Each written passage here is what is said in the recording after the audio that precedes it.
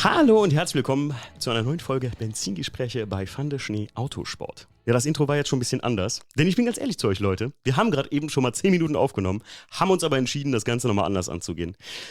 Meine heutigen Gäste, ja, die, sagen wir mal, wir fangen heute so ein kleines bisschen zweisprachig an, aber dieser Podcast, und das ist ganz wichtig für euch, der ist primär tatsächlich in Englisch. Das ist das erste Mal, dass wir das machen.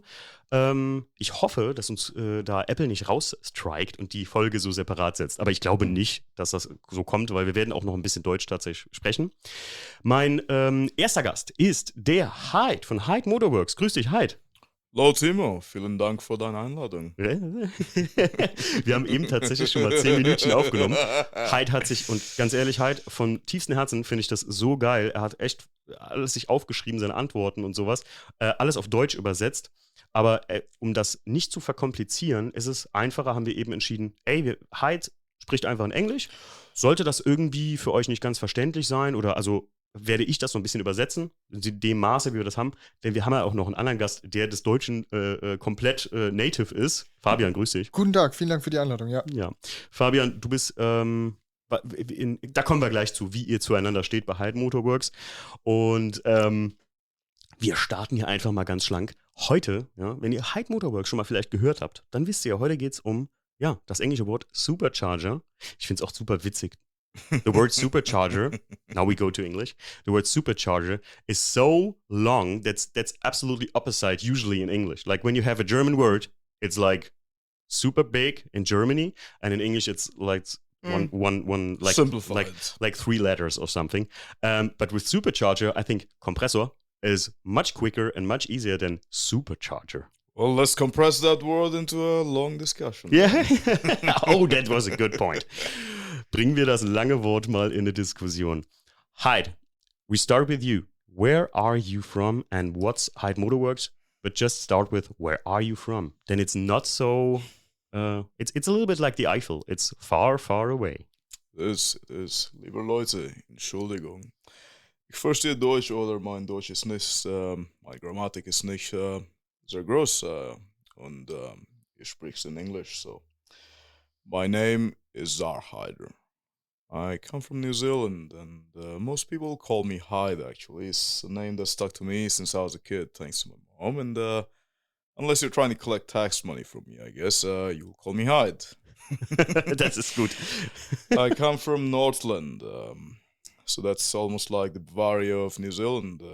It's not to be mistaken with the Northern Island, so it's 300 kilometers from Auckland. It's a city full of rivers. The river connects to the ocean.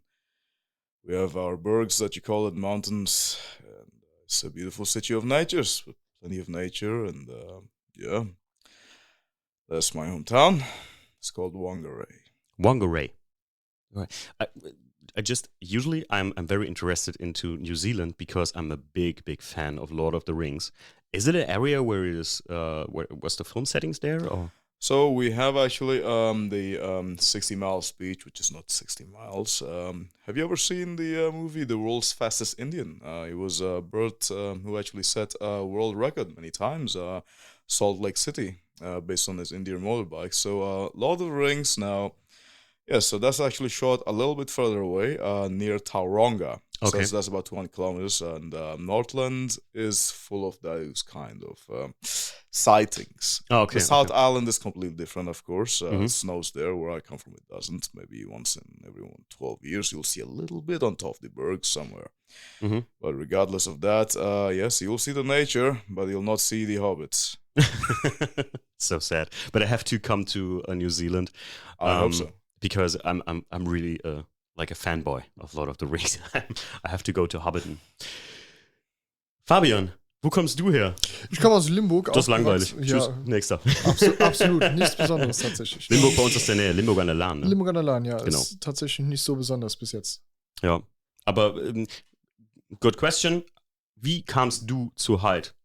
Ich habe mir mein Auto immer aufgebaut und habe gesagt, ich möchte was Besonderes, was Außergewöhnliches haben. Habe mir damals die GTR-Kotflügel gekauft und dann kam das Thema irgendwann Leistung und Originale GTR-Kotflügel? Von Flossmann. Oh, Originale. Ja. Okay. Ja, ist halt nicht diese M3, also diese Breiten wie der schwarze von Lombo Performance, sondern diese mit den Finnen oben, mit den Lufteinlässen und seitlichen Lufteinlässen. Okay.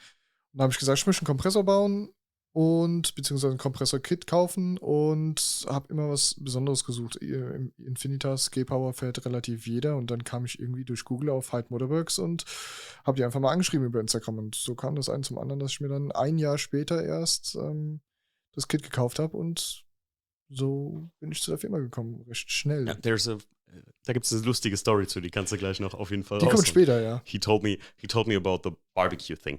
Yeah, very fun. Die kommt später auf jeden Fall. That'll come. I'm sure he'll tell you a story on that. The quiet guy sitting over there among people he doesn't know and shy. Good guy though, good guy. Witzigerweise war ich beim Premio Limburg.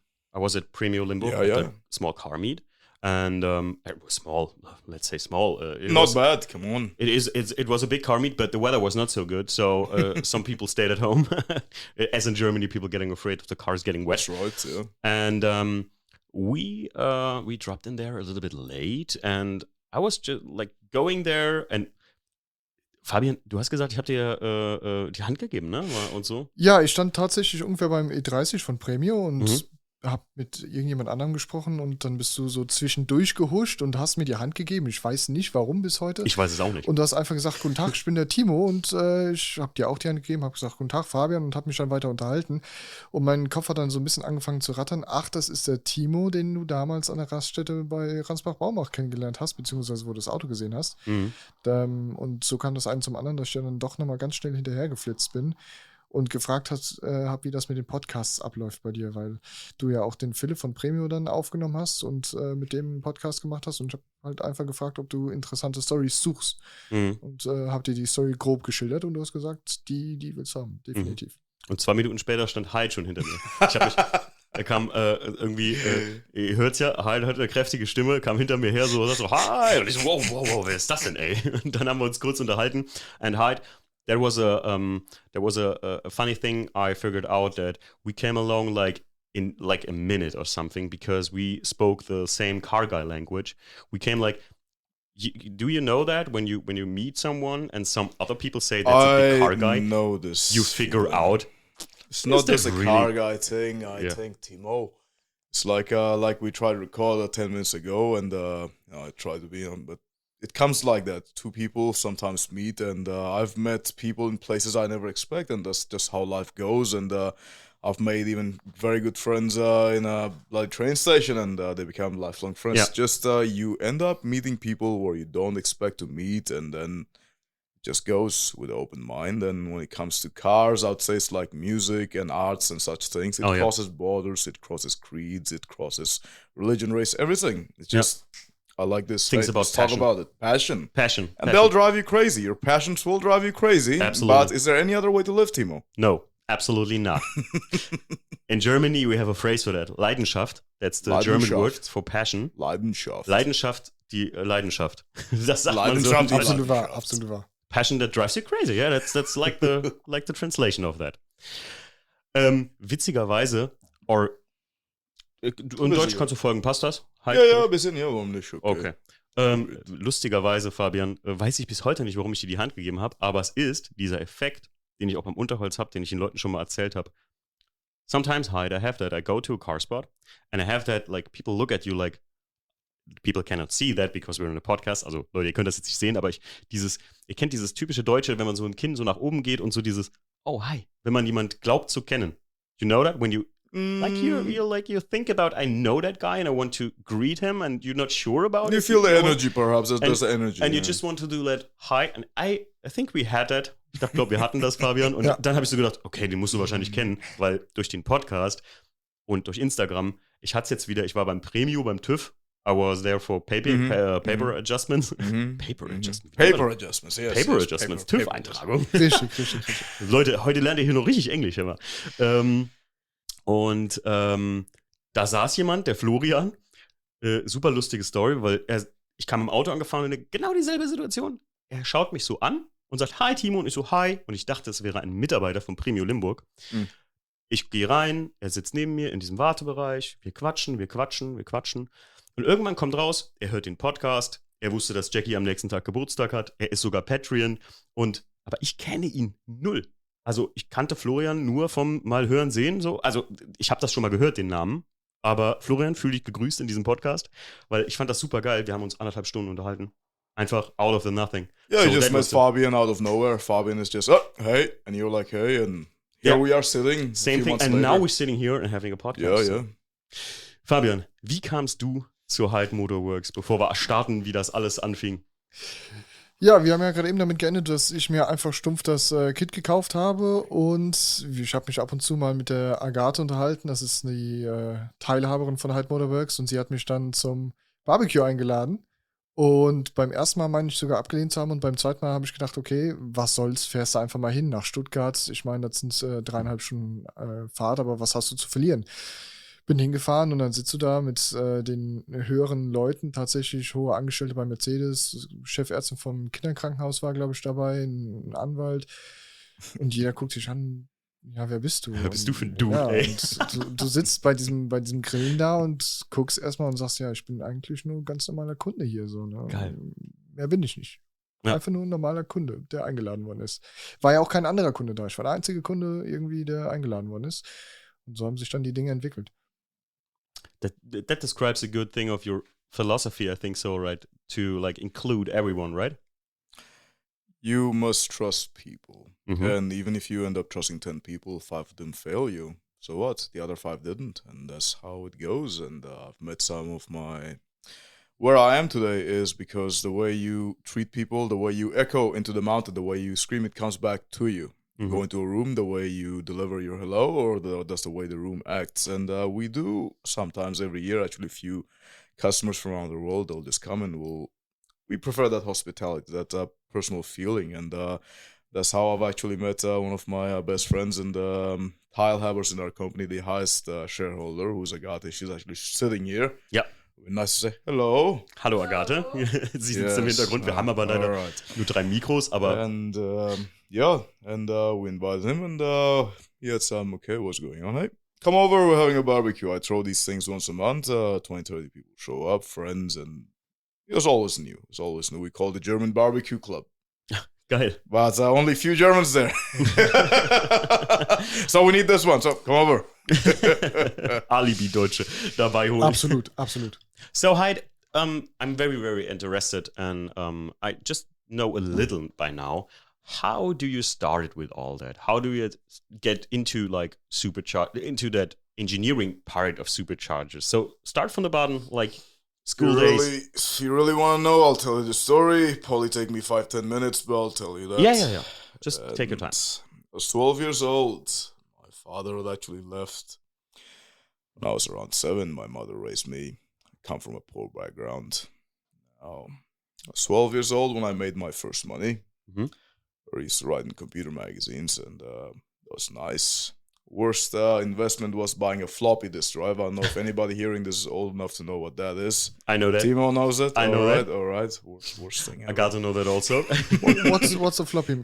Oh my God. You know, this guy oh my really- God. Oh my Fabian. God. God. Sag's mal auf Deutsch. Okay. Ich mach aus. Er weiß nicht, was Floppy Disk. Ach, so Floppy-Disketten, hier so dicke Disketten. Ach jo, die, ja, Mensch. Hyde, das if you englische Wort maybe nicht know the game Lemmings, I had it on 20 floppy disks. So like you have to put them in, and then you have to install it. Like it was like a game was like with 8 CDs or something. Yeah. Yep. Those days. Just those short days. question: what did you write in that computer magazine? So this was more into hardware. I was always a hardware guy, but then I got more a little bit into software about fine-tuning Windows XP. If some of you remember what that was, Windows XP. You can see out of my window, and it looks like the The wallpaper, right? That's where they probably took it from. Yeah.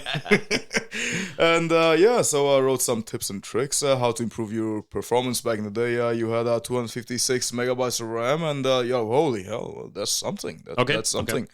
So I wrote that and a few other things sometimes, and I'd get some money. By the time I was 15, I would still have work. After school, I would do that. I did get my first driving license when I was around 15 in New Zealand. You can get very early, actually 15, 16. I think now it might be 16.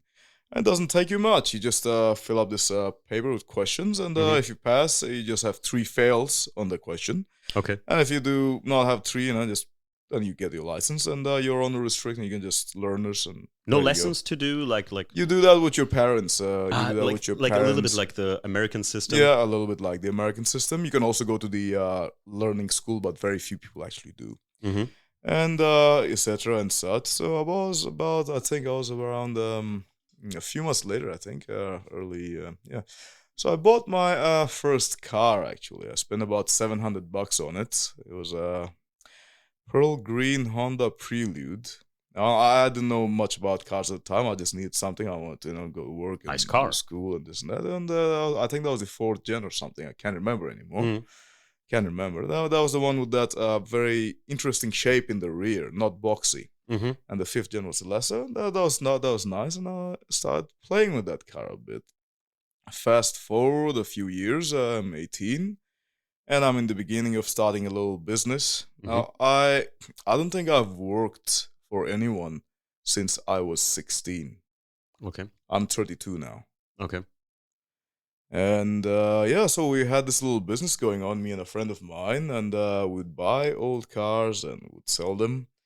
And the money was not bad. There was a few $1,000 here and there. You're making profit. That's good. You also have to put elbow grease. Everything is a give and take, Timo. Mm-hmm. Give and take. You either put energy, you either put money, or you either put time. You're doing something to get something in return. Just like the farmer.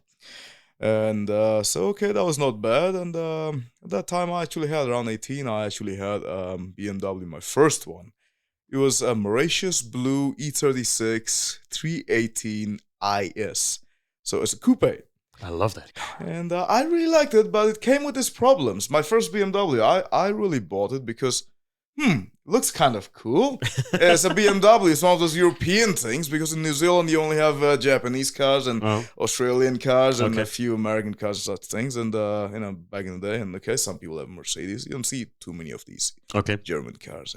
You don't see too many of them. And, okay, so I get it. And like every E36 owner would know, so the whole interior just falls apart. It falls apart on your head. The door cards are shagged. What the hell's going on the roof? Why is it in my head?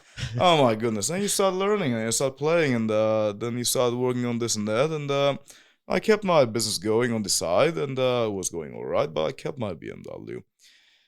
Yep, and fast forward, I started at the time, even before the BMW, I was thinking about actually supercharging. Because I don't know from where, but I remember perhaps I saw one of those Mad Max movies. I don't know, really interested. Whatever, something. Okay, started reading about it, this and that. And even back in the day when I had my Honda, I actually wanted to supercharge it. And I started looking at this Ogura clutch supercharger. It's called SC14, came in Toyotas, in vans, and MR2s in the earlys. It's actually a German design from Wankel AG in Corp, but it's patented here, but it was licensed and produced in Japan for Toyota, and stuff like this. Now, from there, I never messed with the Honda. There was a kit at that time using a Eton M62 supercharger, but come on, a 16-year-old poor kid, you come from a poor background, you don't want to spend money, and I always wanted to. Fast forward to the BMW 4-cylinder, I think I had the M43 engine, something like that, 4-cylinder little thing, and I still thought about it, but never got around to it. It wasn't until I was 23, and I think it was around, I think it was middle of the year, and a year before, and I had this issue. Somebody broke my heart. A certain German girl had broken your heart, and sometimes you need that pain. A boy goes to other war, he comes back with a scar, and he's a man. You other act as a soldier, you carry your pain, and you push forward. And the only way is forward. Well, what else do you do? So get your mind off. So I figured, okay, I have now this new BMW. It's I had for a year longer now, 328i and coupe in blue color. Beautiful thing. I had this car until I left New Zealand. I sold it. And wonderful thing. So I decided I'm going to finally go after what I wanted to do since I was a teenager. Okay, let's build it. Let's build our own supercharger kit. Let's do this. So I started, and we started off with a V1. It's a V1 prototype, and that was an interesting one. Now, this was a design based with welding and a lot of things involved. It was using the SC14. I was amazed by the torque and the performance this thing would have, even at a small 5 PSIs. Eventually, I ran it up to 10, 12 PSIs and such, but that's a different story. Then I figured, I've put some investments down here. Took me a lot of time, some money there, and getting all of this. Now, what is lacking in the market? Well, why should you pay 10,000 for a kit and all such things? And you look at it from a customer's perspective of an enthusiast like yourself. Mm-hmm. Okay, why aren't people getting access to it? So I would like some return on my investment. Mm-hmm. So I first started off with white prints. So at that time, I made a blog on the side as I was building this thing, and some videos here and there. Those are not available. Maybe one or two you'll probably find on our YouTube channel still. And okay, people actually start taking attention. The following year was the groundwork. That was the grounding actually. Mm-hmm. Following year. Which year? On which we? So this would be, I believe, on 2016. 16, that's right. So following year, I figured, okay, so people are having difficulty building this thing. Mm-hmm. Building this thing. So they're having to weld. Not everybody can weld. Mm-hmm. It's not for everybody. Yeah, no, it's a 100-year-old technology. Even a lot of people can do it, and that's fine. So simplicity is complexity resolved. Just because you mix a complex thing doesn't mean it's intelligent or something. When you can explain it to a barmaid, anybody can do it. That's when you have something that works. Just let me translate that because it's so important. That sentence is, I heard it before, I do not know where, but that's one of the... Hast du verstanden, was er gemeint hat? Ja, ich hab's verstanden. Ich wollte gerade sagen, wenn du etwas komplett Kompliziertes einfach erklären kannst. Und das ist das, was ich mir zum Beispiel zur Aufgabe mache. So that's also my point into that podcast. Like, wenn du schwierige Sachverhalte einfach erklären kannst, dann bist du genial. Einfach, das ist Genialität. Komplizierte Dinge noch komplizierter machen, das kann jeder. Also Hyde hat eben auch gesagt, falls das untergegangen ist, und das finde ich halt so geil, allen Leuten den Zugang dazu schaffen, die Lust auf sowas haben, wie ein Kompressor-Kit zu machen. Also es ist, the underline of Hyde Motorworks is reliable supercharger, right? Reliable supercharged performance. Ja, genau. Und das ist das einfach Verlässlichkeit und einfach dieses, wie du eben, like you said, not everyone can weld things. Das ist ja das große Problem, dass wenn man sich klar kann ich mir einen SC14-Kompressor kaufen, wo wir eben drüber gesprochen haben. Nur mal gerade, um es mal kurz reinzubringen. Ja. Klar kann ich mir das Ding kaufen, aber dann stehe ich da wie so ein Angeleierter und dann denke ich mir so, wie kann ich den Kram jetzt da verbauen und so. Und da scheitert es ja zu 90% dran. Auch bei mir, keine Frage. Ihr werdet später noch hören, was ich ja vielleicht vorhabe jetzt noch. Und das ist nur Hyde Motorworks geschuldet, weil ich einfach sage, Hyde hat das mir so häppchenmäßig da vorne hingelegt, dass ich ja schon bekloppt wäre, wenn ich es nicht machen würde. Und ich mir einfach sage so, der Zufall, we talk about that later, what I have in plan now, because you made it for me so easy to get into it. And that's no joke, you made it so easy for me to get into it that I said, I'm crazy if I don't just try it. Because, what you got to lose? Yeah, we talk about later about that. Absolutely. So sorry for interrupting you. No. You need to make the L clear. Now you have to clarify for the listeners there. I think you explain. Ich denke, bis jetzt, everything what you said, so everyone could follow who is a little bit in school in English. So jetzt komme ich schon gar nicht mehr klar gerade. No, I'm impressed by your story. Really. If you guys are hearing this, I really thank you for even listening. And wenn Sie versteht mir, das ist genug. Und wenn Sie nicht, Entschuldigung. Das kriegen die meisten Story schon. Continue, okay. Yeah. So we continue the story. So next year, what do we do? Okay, people are interested, but how can I make it better? Also production. If I want to produce this thing, cost will be much higher to get somebody to weld it and do it and this and that, even with the such things. Okay, we need to simplify it. So I started the process, and I remember I locked myself. I used to have this double garage underneath my little place. I pretty much locked myself in there for a couple of months. Sometimes I'll just go in the morning, early mornings, 4, 5, something. I still am an early riser. I'm a 5 guy, 5, sometimes 5:30 guy. Heavy. I'm not. And, well, it's just a rhythm. It's just me. Not good or bad. That's just me. Yeah, okay. And so I go in the morning just downstairs, and sometimes I'd come up, and it's like, okay, what's the time, man? It's like dark. Why is my door open? The whole day went, and I'm just working. What the hell? So I'm going crazy, I suppose. A lot of people probably thought. So one day I go to my mother, and that's a funny thing. So I asked my ma, hey ma, how's it going? One morning I go over, so I realize, okay, I want to play with so many designs, and I play with something now. I have decided, okay, Hey man, have you got some cornflakes there? Cornflaken. Yeah, cornflakes. Cornflakes. It's in Germany, cornflakes is the same. Fantastic. So there's a cornflakes box, I think, with Kellogg's with the chicken. The regular ones, without sugar. Yeah. What do I care? And so I asked my mom, I said, yeah, here's cornflakes. So, I don't really need the cornflakes itself. I just want the box, man. Mm-hmm. Okay, did you have breakfast? No. Okay.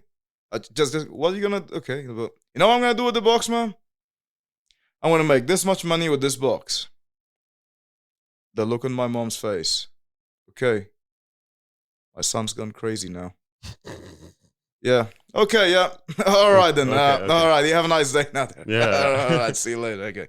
Well, that's how the story began. I took that cornflakes box and I started playing and I redesigned that whole thing. Welding and such things. Guesswork is one thing, then precision is another. I spent 15 New Zealand dollars. That's like €7. I bought some office supplies. Like you said, I'm not an engineer. I taught myself everything. Mm-hmm. So I started playing with technical white prints, how to do them yourself. Okay, krass. The old school way. No computer-assisted designs, no CADs, nothing. Just the old school way. Just drawing. Just drawing. Just drawing. Translate for the people. Also, sehr krasse Story. Das hatte ich auch mal, der Fabian hatte das mir mal beim Premio so ein bisschen angedeutet. Und da, that was the point, Fabian told me that at Premio, some kind of, like, he said, he started all with the cornflakes box, and I said, don't talk to me. We had it before, we went to dinner, to late dinner, and I said, the hard part now at the dinner is before the podcast, you cannot tell me anything about, like, how it started. So, Fabian hat mir das nämlich erzählt mit der Cornflakes-Box. Und jetzt nur mal gerade für die das vielleicht ein bisschen zu schnell ging. Er ist eines Morgens zu seiner Mutter und hat dann gesagt, hier, ich brauche Cornflakes. Sie gibt ihm die Cornflakes und sagt, nee, ich brauche nur die Box. Und der hat im Prinzip auf der Cornflakes-Box angefangen, die ersten Skizzierungen zu machen for the holders and everything, like the whole bracketry. For the brackets and everything. So, der hat dann einfach auf der Cornflakes-Packung angefangen zu zeichnen. Und wie er eben schon sagte, und das finde ich halt so beeindruckend daran halt, dass du so ein Autodidakt bist, also dass du das alles selber beigebracht hast. Und das ist halt meistens die pure Genialität, die dann da rauskommt. Und das habe ich auch schon bei dem Kit gesehen oder beziehungsweise auch auf YouTube bei dir gesehen, einfach, dass die Dinge, I looked up on the video how to install it on an M42 engine. So, mein Motor, also ein M42. Und das ist nur wirklich, I don't like the phrase plug and play because in technical things, nothing is plug and play. Nothing is plug and play. Absolutely nothing is really plug and play. Also wirklich nichts ist plug and play. Das ist die erste Sache, die ich noch zum Verbauen hätte, die plug and play ist. Aber it's close to. So as close as you can get. You have to shim that, you have to look there and just a little bit loosen that bolt there and so. Und das finde ich so krass, das zieht sich wirklich wie eine Linie dadurch, dass er alles, was er macht, irgendwie so simpel gemacht hat, als würde er dir das auf einer Cornflakes-Packung morgens beim Frühstückstisch erklären. Und dann gehst du in die Garage und baust dein Kompressorkit an. Okay, so I started working on it and drawings. I still have my original drawings. Maybe next time I'm around, I'll get you a A3 or A2 here for your wall somewhere if you want. And so I figured, because in the end, when you look at bigger companies, let's say Daimler, let's say BMW, any of them, when you're working, how do they have a clay model? You work with holz, wood, all such. Yeah. So after the paper model that I had, because they actually have a very nice cartoon, very thin. And you have to remember everything that is built by man is always quadratish. It's always square. Even the circle is a goddamn square. Yeah. Now, sometimes you have to bring the square out of the circle or put the circle in a square. Yeah. Even the engine is always a square. So a lot of man hours later, I think a few hundred, no, I think close to 150, something like that. So after this event, I come up with something that really I like. Okay, so then I build out of wood. Wood. Precising millimeters, not very possible. Okay, then out of metal. All right. And then I finally put it down as a final white prints, as in blueprints, Blauprints, technical drawings. And all right, so then I have it laser cut from a company around. Now this whole thing needs no welding, completely plate-based designs, even the spacers, washers, thickness, it brings you exactly where the V1 would bring you. So, by the end of this year, this thing was becoming a hit. I started off by just offering free white prints to everybody. Now we don't do that anymore so many years later for legal reasons and all such things. And that was enough, more than selling goddamn cars and such things. That would bring far more money up. Cool. until one day somebody reached out to me from Pennsylvania. So it was a father and son racing team. His name was Phil Ellinger. He was at the time director of the County Bureau, I think. And Phil, if you're listening to this, well, here I am.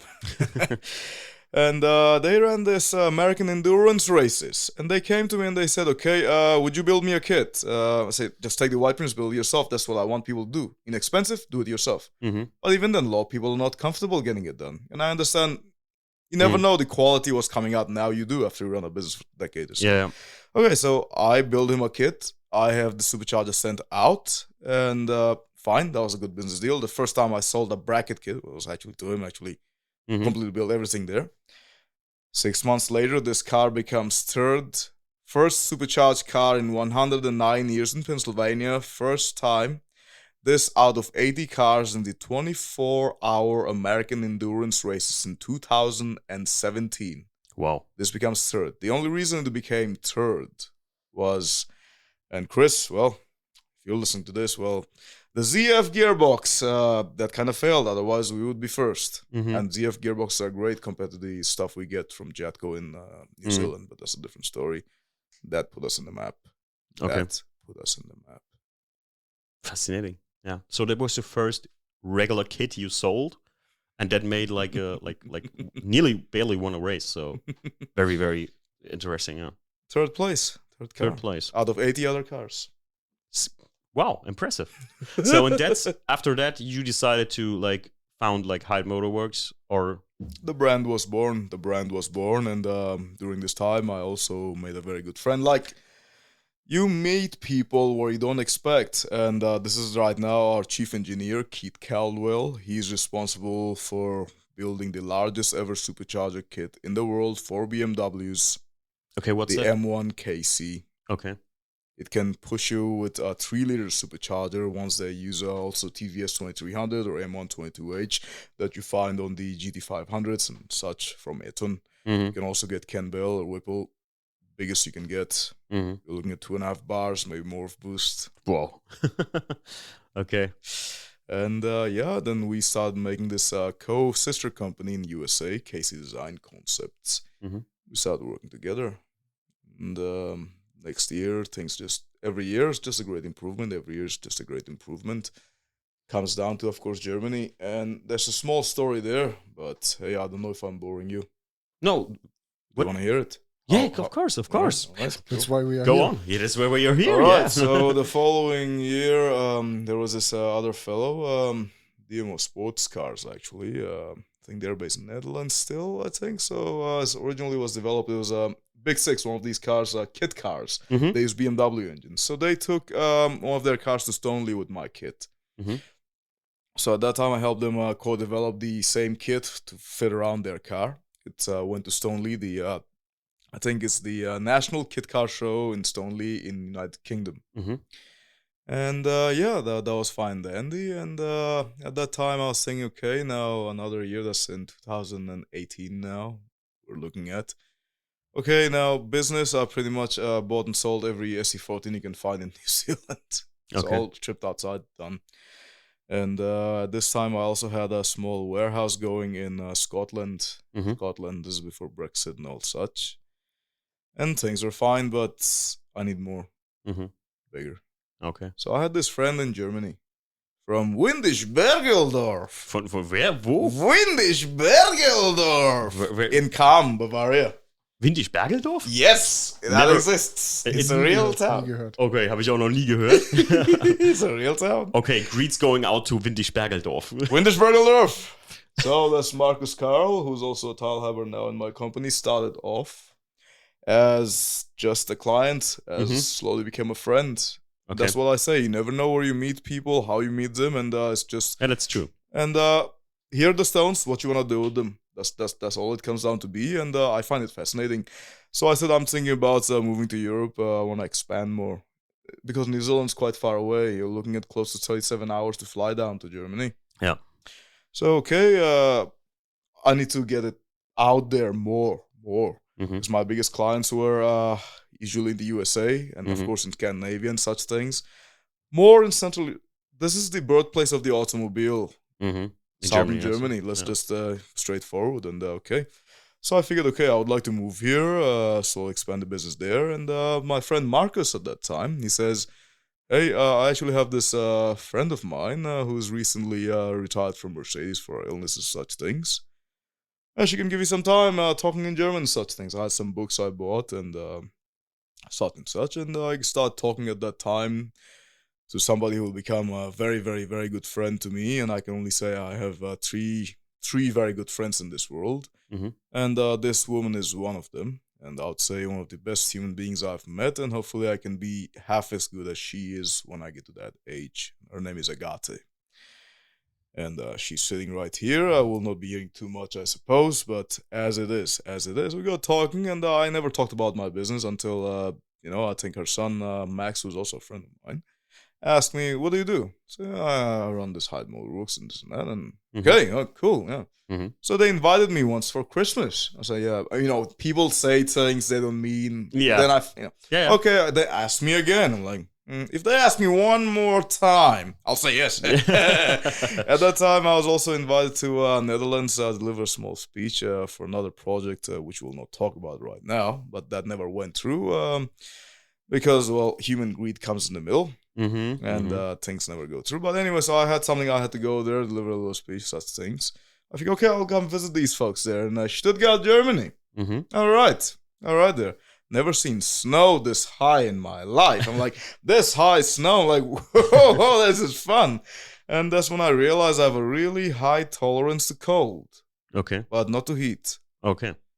So regardless of that, so we started going with that. So okay, I like it. I think this will be good for business. Mm-hmm.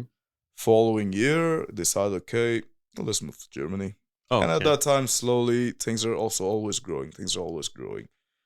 Okay, so next year, so first time I came in Germany was December 2018. Okay. 2018. Mm-hmm. And I came for 3 weeks, stayed for 6. So, hey, it was not bad. Yeah. It was not bad. I moved in the next year, and then Stuttgart, then Corona comes in. Mm-hmm. But that was also very good for business because a lot of people were at home. Starting the project. Yeah, and a lot of people are starting projects, and they're at home, and they're getting itchy, but at the same time, what else is happening? What's happening is we're now going into a new direction with online purchases or having online meetings, such things. Mm-hmm. No longer have to send somebody over, so through Corona, we just went right through and things started growing. Eventually, a few years passed and decided, okay, we'll now make it a GmbH. And by this time, I have installers, resellers, and partners in Denmark by now. We have France, Ireland, UK, USA, Australia, and of course, our wonderful folks in Limburg, RHL, that's the premier Reifenhaus in Limburg. Mm-hmm. And that's where we actually met, thanks to the event they hosted. And and then we have more and more shareholders, such things, and make it a GmbH and keep getting bigger. We also made a sister brand actually on the side. Unfortunately, Luke Filippi, who was the engineer, so that's Hyde Aviations, but he passed away last year in December. Rest his soul. But yeah, this is practically how it all came through. Von der Cornflakes-Packung zum, ja, könnte man fast sagen, weltweit operierenden Unternehmen. Also klar, that's a dream story. I think that's really a story of like a guy who started with like just selling cars, like coming from like as you said, from a poor background, like writing things on a Cornflakes box, like. Es hört sich so ein bisschen nach dem amerikanischen Traum an. Yeah, it sounds like the American dream, but it's the New Zealand dream. So, really respect for all that stuff you put into Hyde Motorworks, and thank you. Really, I appreciate people like you because that's the thing that like swings in that podcast. Like I like your thing. You're happy with your customers. So Hyde freut sich einfach, wenn die Leute sich freuen. Und das ist, wenn du ein Produkt verkaufst, wie viele Firmen tun, also egal um was es jetzt geht am Auto, dann ist es irgendwie so, ich habe auch schon Sachen gekauft. I bought things, Hyde, for my car, for stuff somewhere, where I knew that the people do not put any effort in what the customer like explores with the product. So like, you know what I mean? Like, last thing I bought for one of my cars was the MTS suspension, coilover suspension. And the guys from MTS are guys like you and me, like sitting in they are coming from Poland, and I bought that coilover suspension kit, and it was a fun to assemble. So a fun to put it into my car, because you absolutely knew that someone who bought that, who built that suspension, has to have to install it. Also kurze Sache, das Fahrwerk damals ist ein paar Wochen erst her, da hast du gemerkt einfach, Fabian, auch für dich mal so, da hast du gemerkt, das hat jemand entwickelt, der das auch einbauen muss oder eingebaut hat schon mal.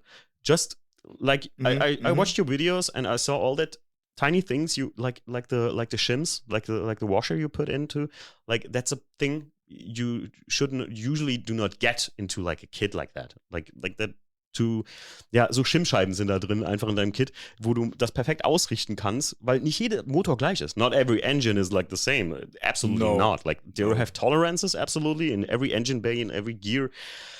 Every measurement has like tolerances from 1 centimeter to 1 millimeter. So centimeters far off. That's one of the reasons I designed the V2. It was not interchangeable, but I knew the engines are very similar. There are different tolerances. That's why you want to make something that's kind of universal, appeals to everybody without making too many changes. Easier to produce, at the same time easier for them to do it. This as a respect for everything like that. Respect for your engineering skills and like giving that to people back. That's cool. Like, you purchase not only a supercharger kit, you just purchase, and no big, ich will hier keine große Werbung machen, aber einfach, ihr merkt das, Leute, wenn ich fasziniert bin in dem Podcast. And that's the reason, Hyde, I told you, do not tell me something before, because I want to explore that with my podcast listeners here. And I like that thing. No, it's nice to hear. I wasn't expecting that. I wasn't expecting that. It's my first podcast, and when I came to Limburg, I didn't expect to meet you. I didn't expect to start talking or be invited, and well, here I am, and it's just interesting how these things come to you. Just have a positive mindset and go ahead. Ja. Fabian? Ja, momentan stehen wir noch vor einer relativ großen Hürde. Da muss ich mal ganz großes Dankeschön an Philipp erstmal ausrichten von Premio. Okay. Der hat uns da ziemlich weitergeholfen und einen echt guten Kontakt weitergegeben. Wir möchten ja auch TÜV bekommen. Ah ja, okay. Das ist das große Problem hier in Deutschland, Österreich, Schweiz.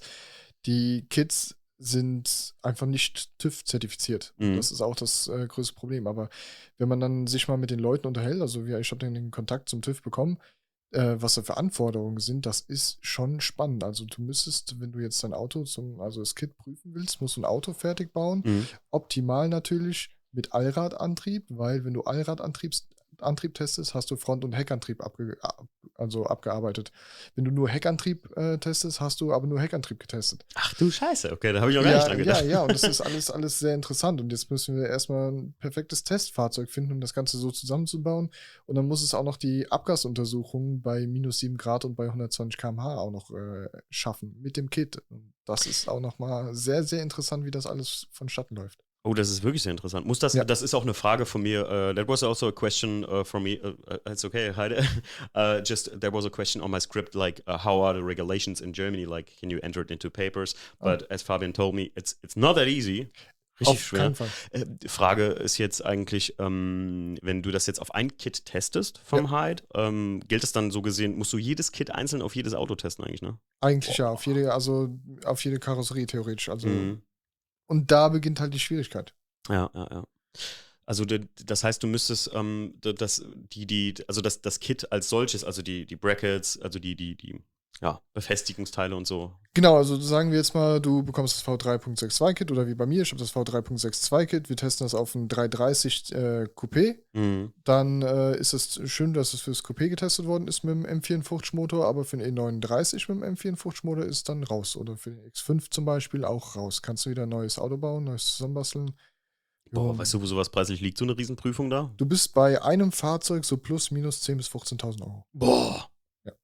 Und genau diesen Schritt möchten wir jetzt halt eben gehen, weil hier in Limburg, oder was heißt in Limburg, in Deutschland, wer kauft ein Kit ohne Zulassung? Ja, klar. That's a big issue in Germany. Ja. Like having that issue that you cannot enter that kit into the papers, you need the approval of the TÜV. Prüfung auf der TÜV. And, Yes. But I think that will be the next big step if you have an approval for that. That is a step for us. So far, the little information we have found is, and this could be now changed or wrong. Now, don't quote me on it. However, what I found is you're allowed to increase up to 30%, of the power of your car. Let's say you have an E36, Timo. Yeah, that's correct, yeah. And your E36 makes 150, let's just call it 150. We call it 150. We call it 150. And this 150, now what's the highest horsepower on an E36 M3? We're looking at over 320. So you are allowed, I believe, legally, so I've heard, or so I've been told, up to 30% of the highest horsepower output. So what is 30% of 320? So we're looking very close to 400. We're looking a little bit like that, a little bit like that. Okay. As long as you have every single thing the M3 chassis came with. If that means the same brakes, if that means the same drivetrain, the same gearbox, then you could technically do that, or so I was told.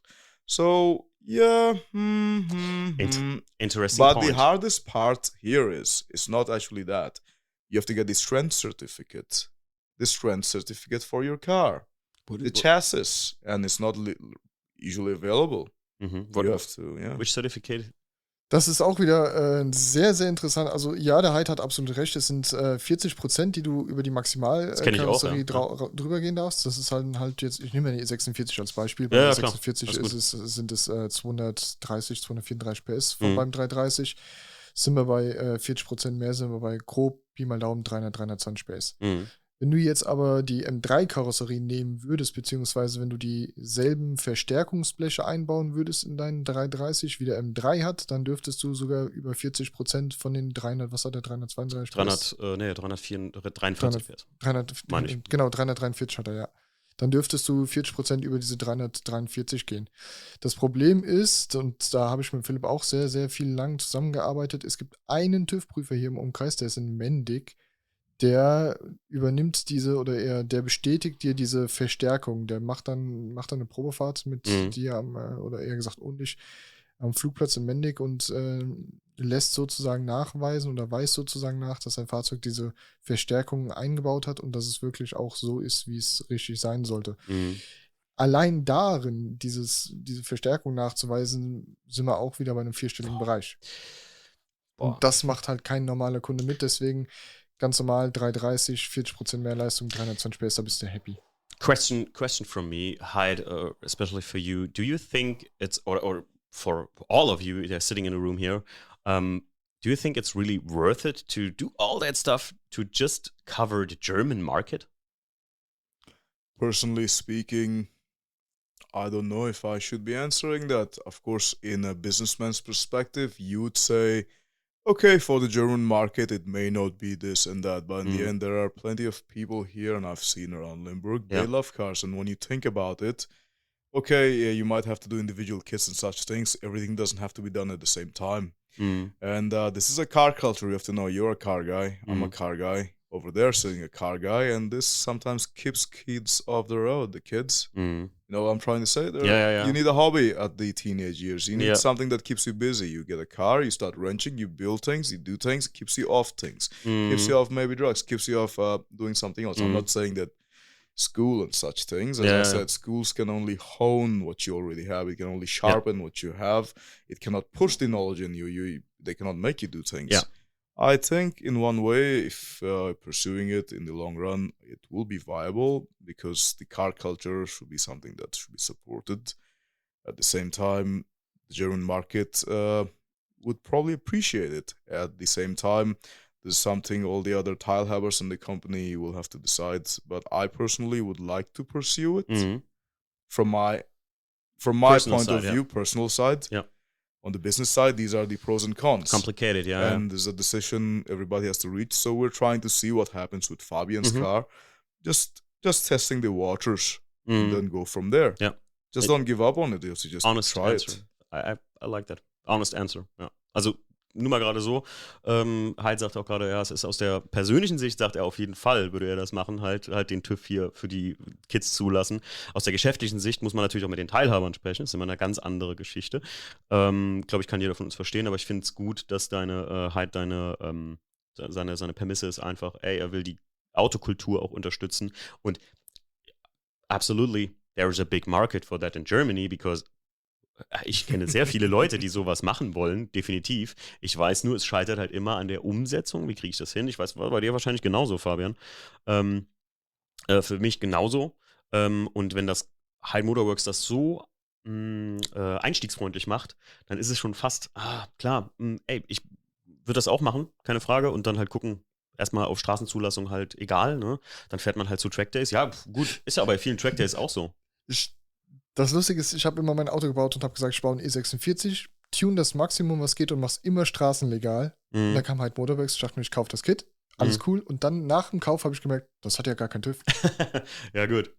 Ja, gut, ist ja. halt, ne? Ja. Ich meine, so that's a big deal about the American market. You can just assemble that. I mean, usually in America, it's also like, you need street legality, also it has to be street legal, but no one cares. That's the big thing. Also, the other matter is it's like that in New Zealand, Australia, and other places too. It's just you can get it easier done. Not to spend so much more. Like in New Zealand, you're looking at perhaps less than €1,000 to actually get your legalized TÜV matter. Yeah. So you just call somebody, they just check a few things. Okay, is it strong enough to keep this and that? Okay, here's the recorded power, the dyno sheet. Yeah, and that's the way it should be. I mean, who am I to say? It's up to the people to choose that and push forward. If they feel that's the way it should be, then bring that change. Yeah. I hope I could do that. Oh. Yeah. So that was the story of Hyde Motorworks, and I think that's really impressive. Really, really impressive. Und vielen Dank nochmal, dass ihr hier seid. Auf jeden Fall, dass ich da das erleben darf mit euch. Das really cool. Thank you for explaining that to me, because the first time I met up with you, Hyde, and I came home, I looked up on the website, and it was like, let me see what's happening out of that. I mean, you can imagine, sometimes I go to places, someone came to me, like from a company, and said, oh, let's do a podcast. And usually nothing happens after that, and that's sometimes the thing. But you texted me, and we texted in WhatsApp and everything, and we made an appointment, and I said, okay, that sounds cool. Und we talked about Supercharger stuff, und ich habe mit Fabian gesprochen und so. Und das war schon, also ich kenne das oft von Unternehmen, dass du so, beim Philipp war es ja genauso, ne, dass ich den getroffen habe und dann immer erstmal ohne Erwartungen in irgendwas reingehe. Und hier muss ich sagen, sehr, sehr cool. Hat mich sehr gefreut. Und last Friday we had dinner together, and that was fun. Really, that was fun. A really nice place. It was like a family dinner. It was cool. It was cool. So, let's go further in the script. Alrighty. Hyde, why did you came to the supercharger game and not to the turbocharger game? So we're asking the question of superchargers and turbochargers versus one another, right? Yeah. Okay, so I'll give you my perspective on it, and I'll give this perspective to your audience. I hope you can kindly also, translate a few things. Yeah, of course. Ich werde das ein bisschen übersetzen. Richtig. So this will probably take me another 5-10 minutes. It's no problem. We have all the time. Now, superchargers and turbochargers. What are they? What's the job of them? They are both compressors, turbolader, superchargers. They'll take the air from the atmosphere, they'll either compress it, and they'll push in the motor, or you'll have the compression happening on your Krümer, the manifold. Okay, the purpose is the same. There are different tools for a job. Okay, sometimes you can use pliers to drill, with a nail, or you can use a hammer. It might work. You can even use a goddamn stein if you need to. But there's always the tool for the job. There's not one that is better than the other. It depends on what you're trying to achieve now. Now, let me give you the perspective. Now, all this is a perspective. Now, superchargers. Okay, let's begin by what you're breathing right now. You're breathing a bar down there. Atmospheric pressure, that's 14 psi, 14.7. That's what you have. A naturally aspirated engine. It's never 100% efficient, nor is a Formula 1 engine. Yeah, okay. That's not working. Yeah. So you'll have efficiency about 70%, 75%, more or less this and that. You'll have that. Okay, fine. Now, what is a supercharger doing? How does the engine work? Now, I'm sure all the listeners know, and just to establish our ground facts here, everything that exists in reality can objectively described and discussed. So, you have, what do you have? You have air, you have fuel, you have compression, you have spark. There we go. The engine is nothing more than a glorified vacuum machine. Yeah. Now, when we are doing that, what happens if you cram in more air and more fuel? You have more power. Now, that's basically what a turbocharger will do or a supercharger will do. It'll give you the more air. You'll suck in more air, either compress it, push it in the Krummer, your manifold, give you that possibility. Now it's up to you to put the fuel. Very basic terms, very basic terms to get that. And okay, now you can, with your tuning and spark, whatever you want to play with timing, then you can make more power. That doesn't mean you can just go get 1,000 horsepower from an engine that came with 200 horses. You have to really build that. We build some engines with parts that run us over 30 grand just for parts, building it ourselves. And then you have the chassis. The more power you want, the more things you'll break. Now, going back to superchargers and turbochargers. Okay, so we have to talk a little bit on the history now, supercharger. Now, if you look at the Greco-Persian designs of impellers, the way the ships and the way you'll have the water moving. If you imagine Louisiana boats, those, you know, the Louisiana propellers, the way, okay, what is it doing? It's taking from one side and driving on the other. Principle is more or less the same. Now, when this is applied in reality, so you have superchargers. So we'll have 3 different kinds of superchargers. We'll start off with the Roots superchargers. The story actually begins in the mid-1800s. So this was in America, Indiana, I believe. The Roots brothers, the Root Blower Company. Originally, this was used as mining equipment for moving air. Also, of course, you have it used as water pumping and such things. Mr. Daimler in, I think, very early 1900s patented a supercharged internal combustion engine going on. Now, during this time, as you see, August Nicholas Otto in the, the Otto cycle, of course, we have Miller cycle, Atkinson's, all of those superchargers started being the thing. Okay, we can also use it on a car and such. Okay, so by the 1950s, you have something called the twin screw supercharger, which is like a root supercharger, positive displacement. However, it can do some internal compression. It can compress a little bit on the inside. A roots and a twin screw, usually most of the compression will happen in your manifold. With the twin screw, it does some in there. With the TVS, does a little bit as well. That's a different story. Around the same time, you also have, what is it? Your arm. Oh, sorry, Agatha's raising her hand, so I'm like, that's good. Did you ask a question or something? Sorry. Okay. Where were we? 1950. So, okay, this is being used now in Marine, it's being used in the Army, it's being used on ships, civilian, automobiles, everything. Superchargers, root superchargers. 1950s, we have twin screw going on. At the same time, you have the centrifugal supercharger going on. Centrifugal is a completely different beats than twin screw and roots. They're big, heavy machines, twin screw and roots. A lot of weight. Centrifugal is basically a turbo. That's where the turbo comes from. Yeah. Originally, the name was a turbo supercharger, not a turbocharger. Turbo supercharger.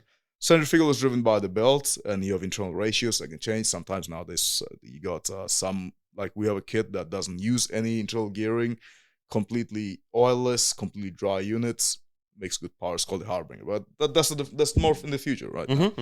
Now, okay, now turbochargers. Now, supercharger, how does it work? You saw some of the most funny cars, like dragsters and cars making 6,000 to 10,000 horsepower. They're always using large root superchargers.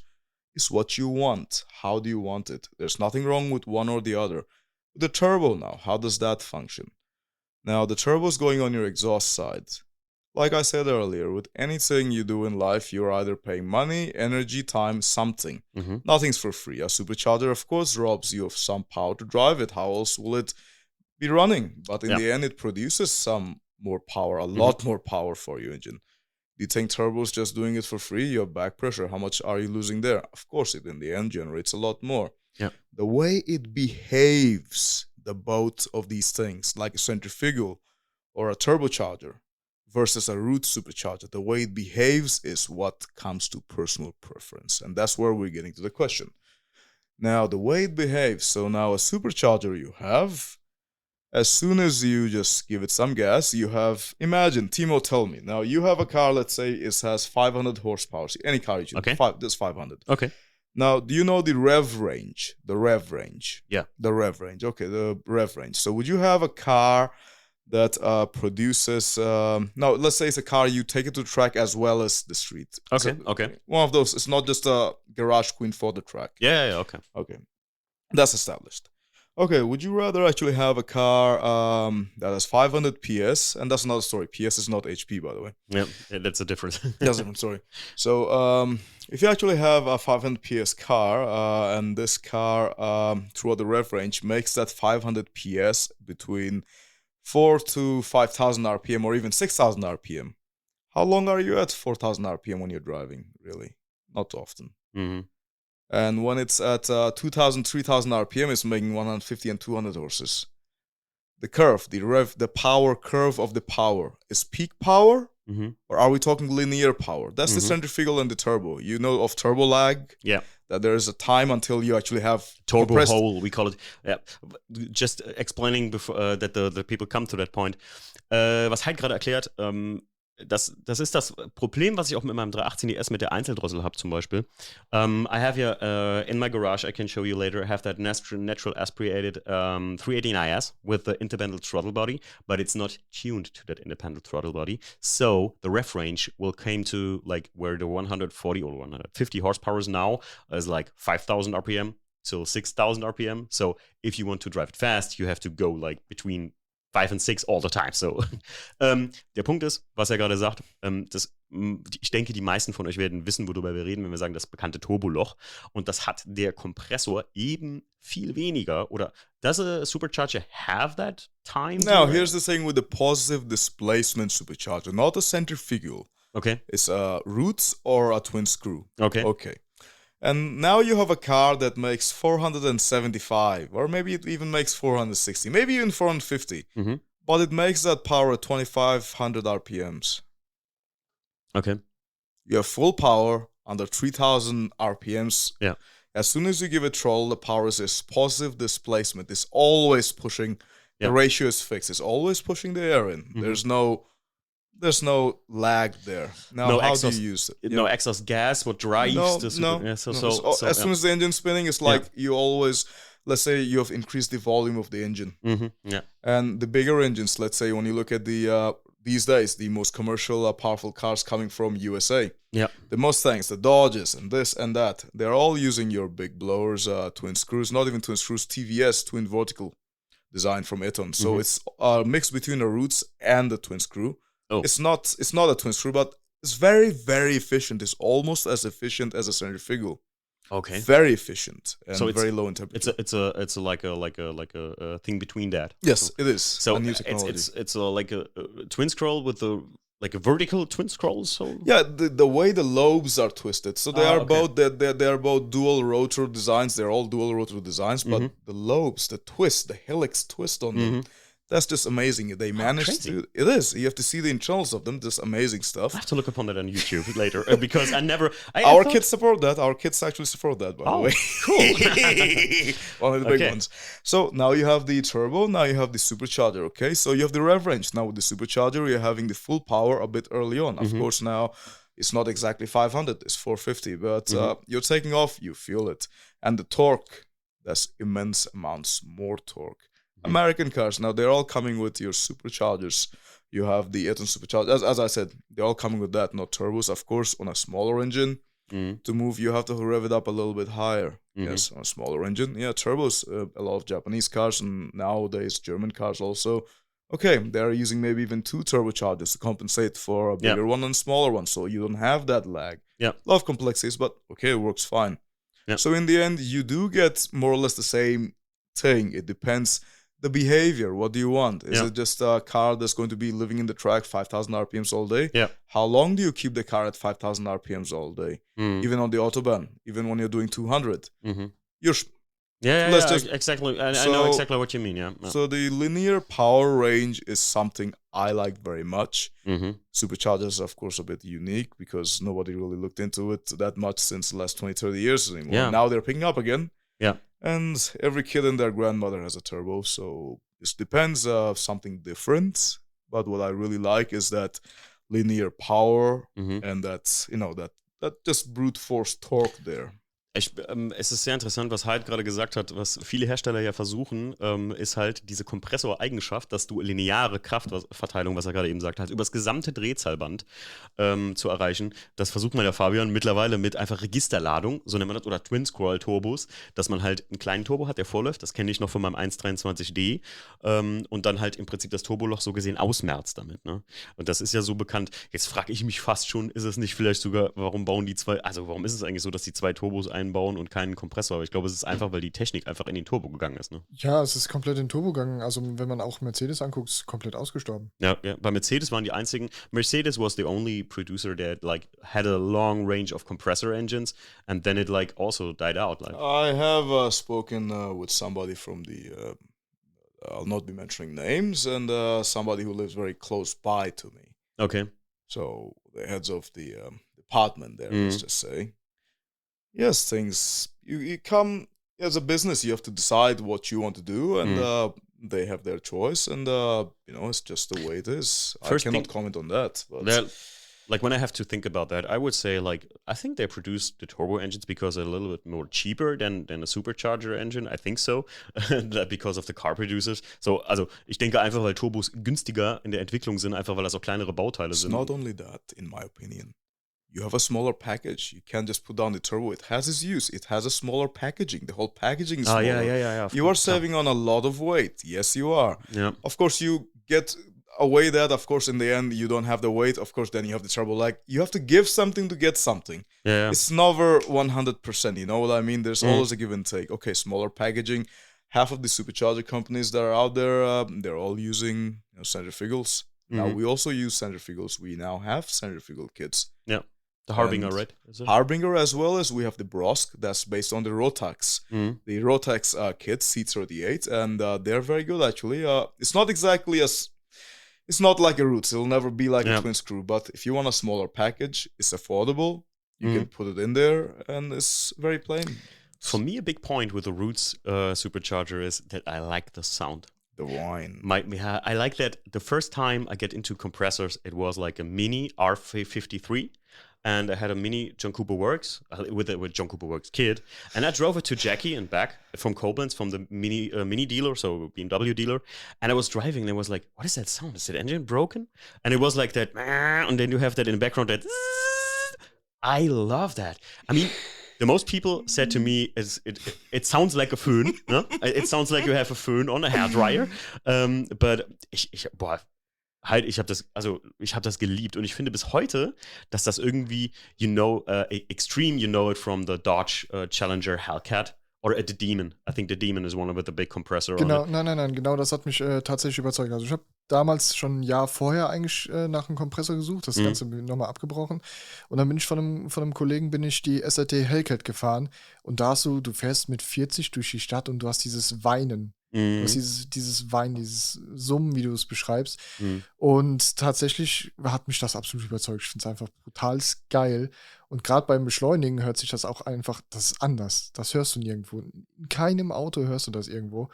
Und da habe ich mich auch ein bisschen klug gemacht. Und jetzt gerade durch Social Media für Hyde Motorworks habe ich schon ein Video in einem Z3 gesehen mit dem V362, was auch ich habe.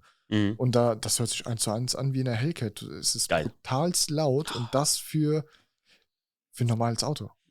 Und vor allem halt machbar. Einfach, das ist der Punkt jetzt an der Geschichte.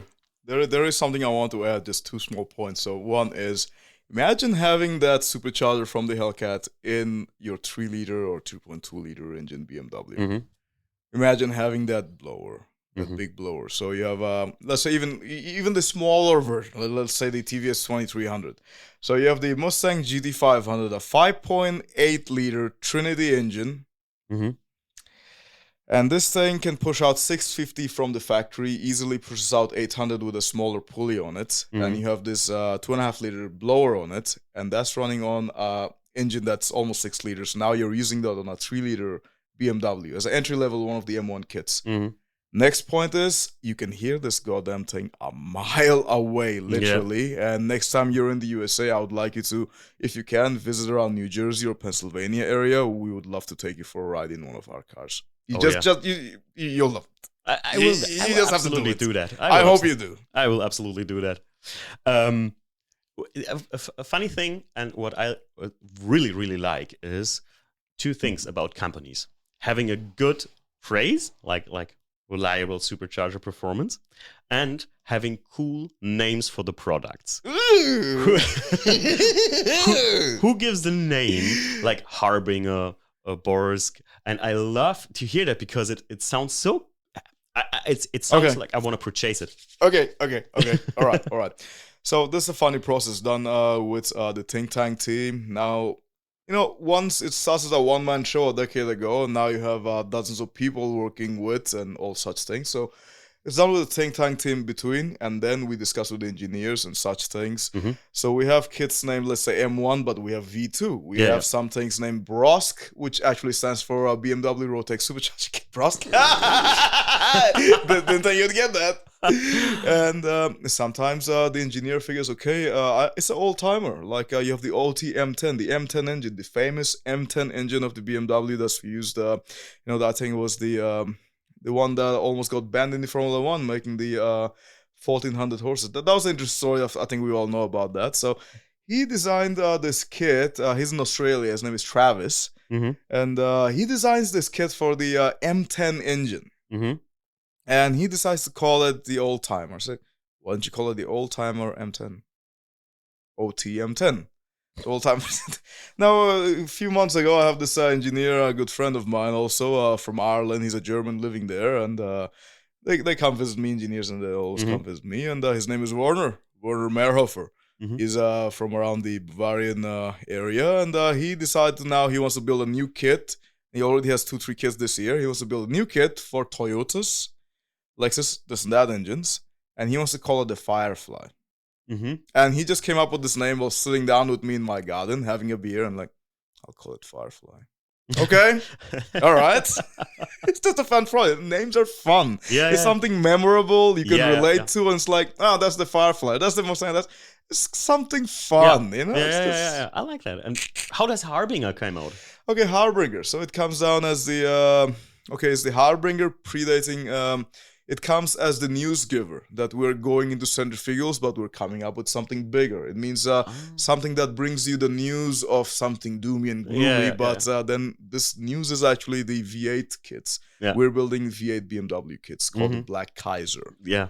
And Stormbringer. And I like that. I like that really. And for me, it's a big, ich weiß nicht, wie ist es bei dir, Fabian? Wenn ich sowas höre, will ich schon haben.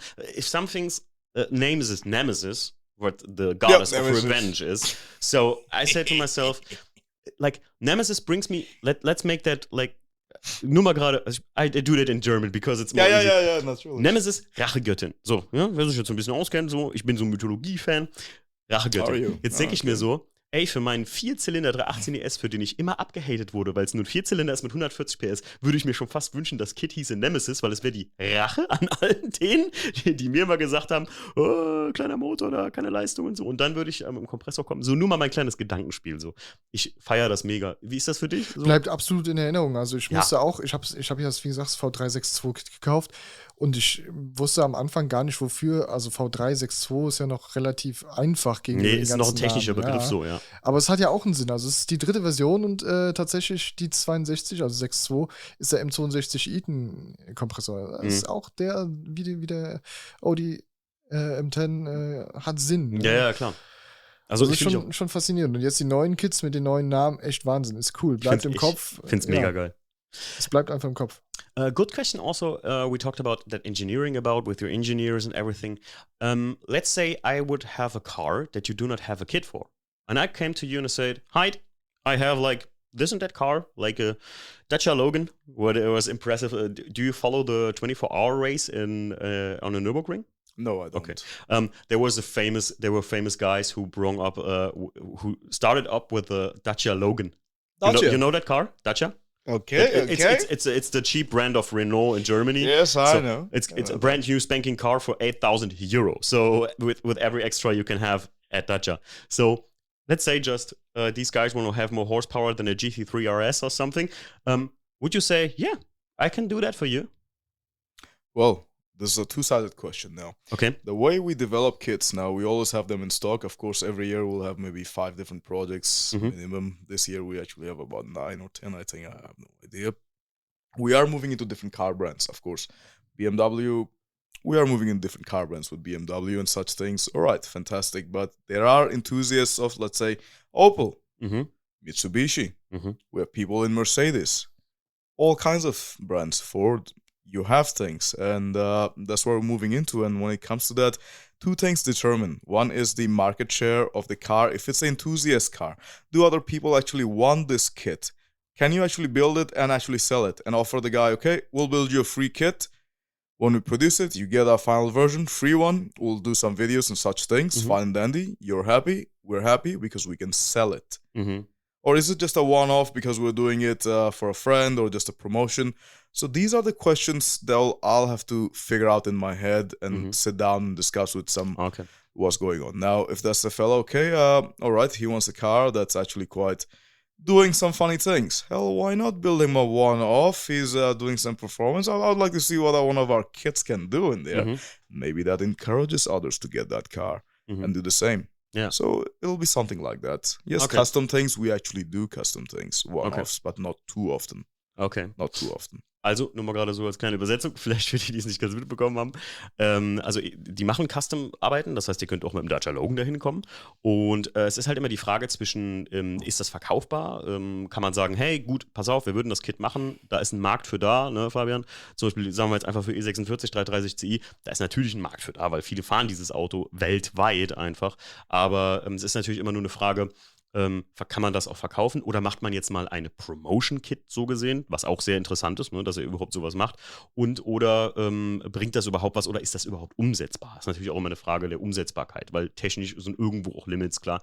Gerade, glaube ich, beim Kompressor, the biggest issue about a compressor kit to building is there space for that supercharger. Isn't that the biggest deal? The biggest thing is that, and we end up making custom manifolds, like for the V8s and such things. We're having to make custom manifolds, and this is the reason we also now are not moving away from roots and screws. There'll always be the crazy guys who want that raw power. Yeah. At the same time, there are cars where you can only fit a centrifugal. Okay. So it's one or the other. And one other thing I want to add to this would be, hey, we'll do that. We'll do that car. Okay. Tell them to bring it down to my mansion in Sinsheim. I'm moving there this year. Bring it down. Give me a reason. It's always a give and take. We'll do it. Cool. Ja, man braucht genug Verrückte, sage ich mal. Man braucht genug Verrückte, die so ein Projekt beginnen und kaufen würden vor allem. Ja, klar. Und dann muss man das halt auch so sehen, man darf nicht nur in Deutschland diese Verrückten haben. Das muss ja auch schon, wie er sagt, in Amerika und Co. sein. Ne? I mean, every company like Hyde Motorworks is like operating international, or it's like we are international company, yes. So, für alle, die bis jetzt dran geblieben sind, habe ich noch ein kleines Schmankerl. Und zwar hau ich jetzt mal einen raus. Und zwar, die meisten haben ja beim letzten Mal I'm just talking about my white one. So, haben sich ja gefragt, hast du jetzt den weißen IS verkauft? Nee, ich habe den tatsächlich abgemeldet. Eigentlich hatte ich auch nicht mehr wirklich vor, jetzt großartig was daran zu machen, außer den Motor wieder herzurichten, weil ich habe ja die Einzeldrossel da rausgenommen. Die Einzeldrossel ist in meinen 318 IS Class 2 gewandert. Ja, und jetzt ist der Hyde mir über den Weg gelaufen und kam mit der cleveren Idee, hättest du nicht Bock auf ein Kompressorkit? Und dann habe ich gedacht, ja, das coolste Auto, was wirklich am meisten Leistung bräuchte, wäre wahrscheinlich der WTCC. For my N46 engine, you're in development of the supercharger kit? No, it's already been developed. We have the second one coming. So you have Nemesis 1, Nemesis 2. So, cool. Hey.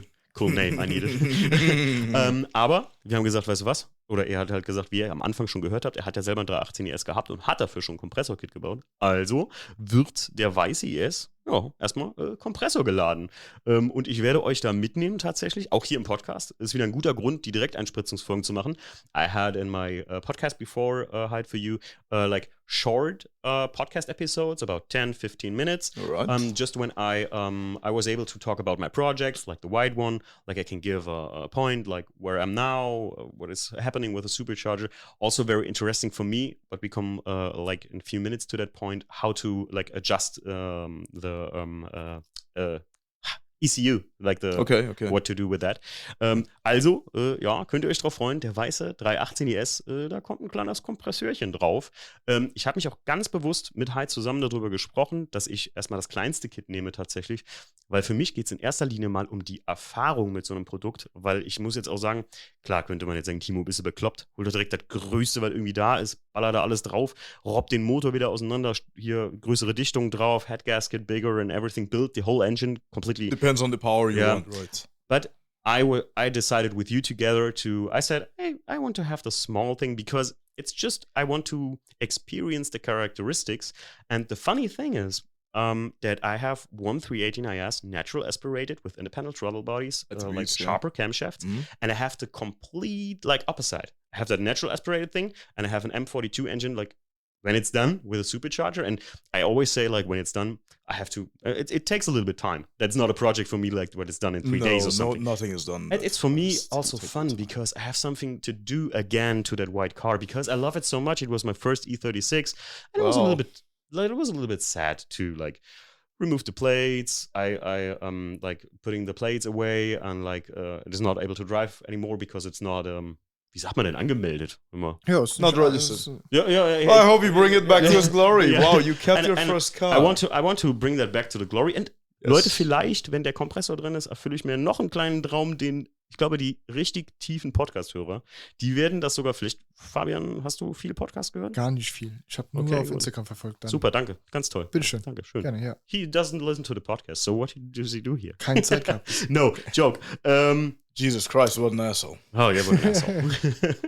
Nee, aber es gibt da noch so eine kleine Sache, die ich auch von der Optik her mit dem Auto vorhatte und ich sehe da gerade mein kleines Modell im Regal stehen, dass ich sage, vielleicht mache ich das mal noch. Aber ich sag mal nur die 3 Buchstaben, die ich ja schon mal vorhatte und ich weiß, ich will nicht zu viel immer vorspulen, so, ne?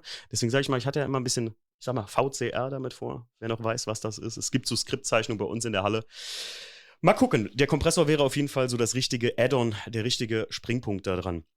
Hyde, my last like technical question in that podcast will be how does it work to tune the ECU to that compressor? Is it complicated at the end? Do I need like a free programmable ECU for a kit or? Okay. Before I say that, I must tell you, now I understand why you have so many LTWs and the white E36s. Now I get it. Okay.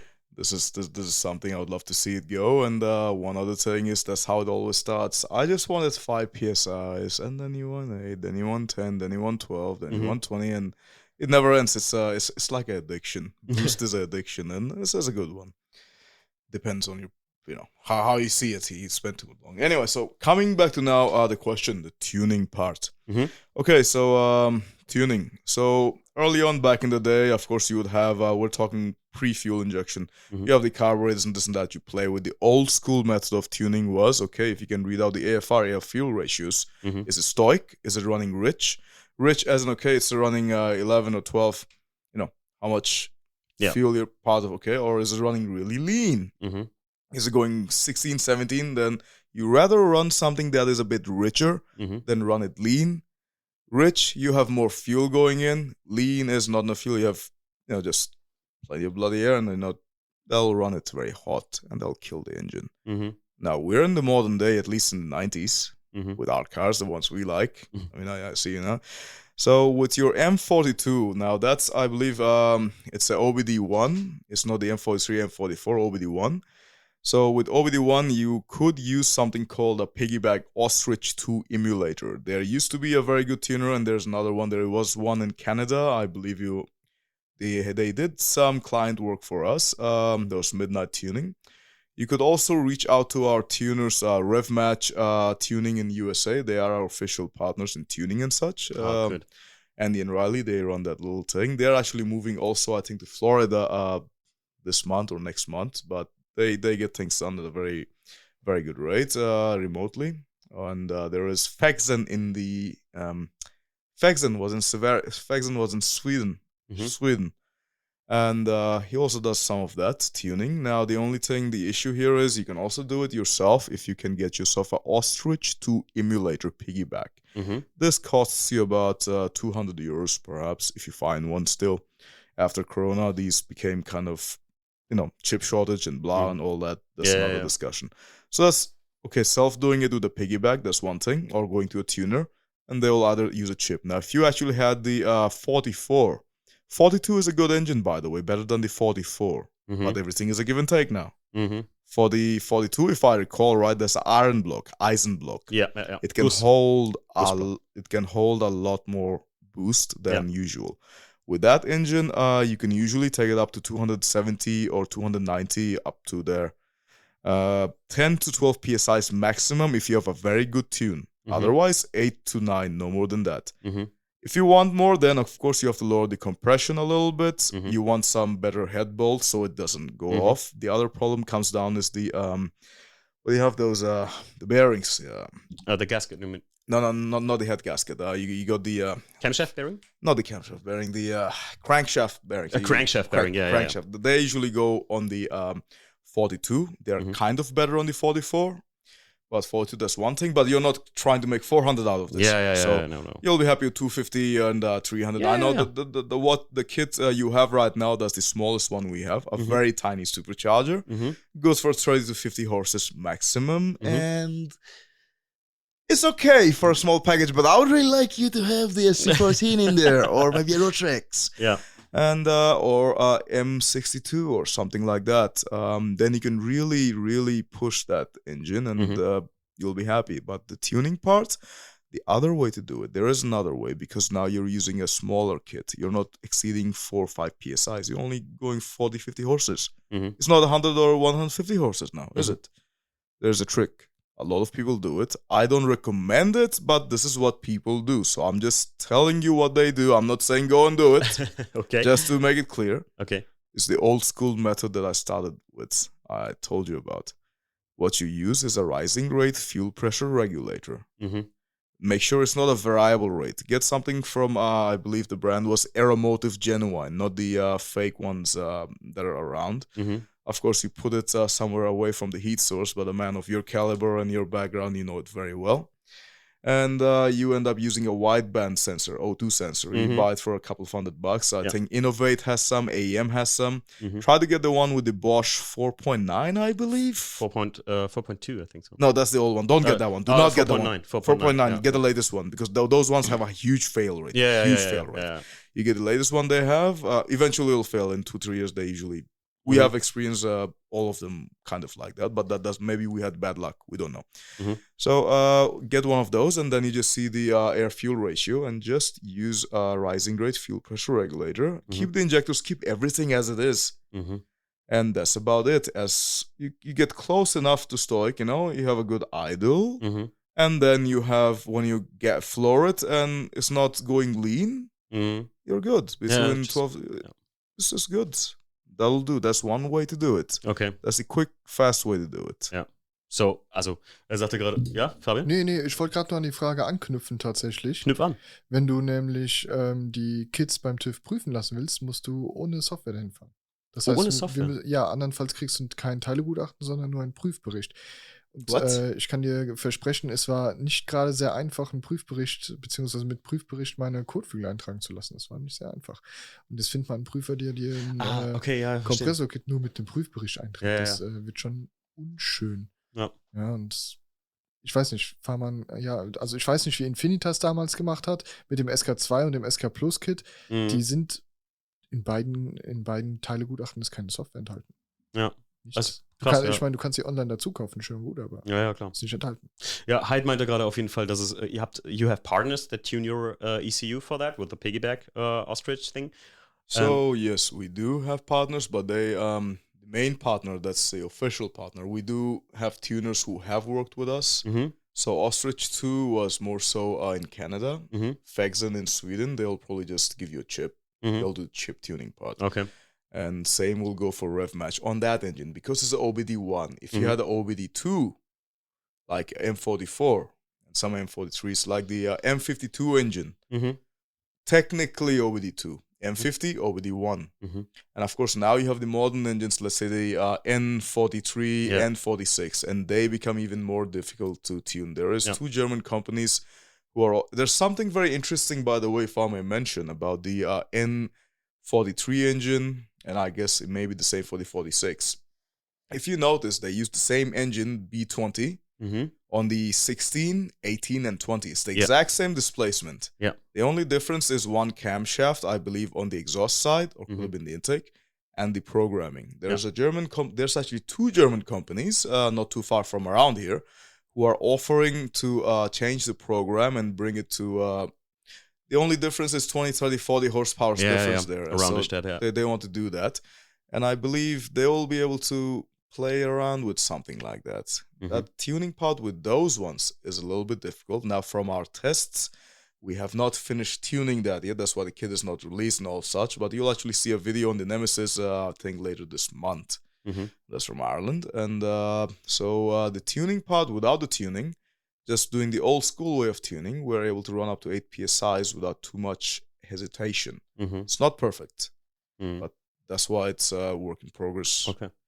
But when it comes to tuning, the newer ones, the N engines, N as in Nebraska or N as in Nemesis, the tuning is an issue. And when you have the older ones, the M, as in Minnesota or Michigan, much, much easier. Yeah. And OBD2 is very perfect. So M42 that you have, you'll still get it done even without any hassle. Yeah. You'll be fine. Yeah. I mean, yeah, das ist eine Sache, die sich allgemein durch Tuning gezogen hat. Umso neuer die Autos wurden, umso schwieriger war das auch, egal wo, ob du jetzt im Golf einfach nur den Turbo und den Ladedruck ein bisschen hochdrehst oder so. Das wollten die Hersteller auch irgendwann halt nicht mehr. So the manufacturers didn't want that as newer the car comes, as more like difficult it's for like tuners to get into the ECU and like adjust.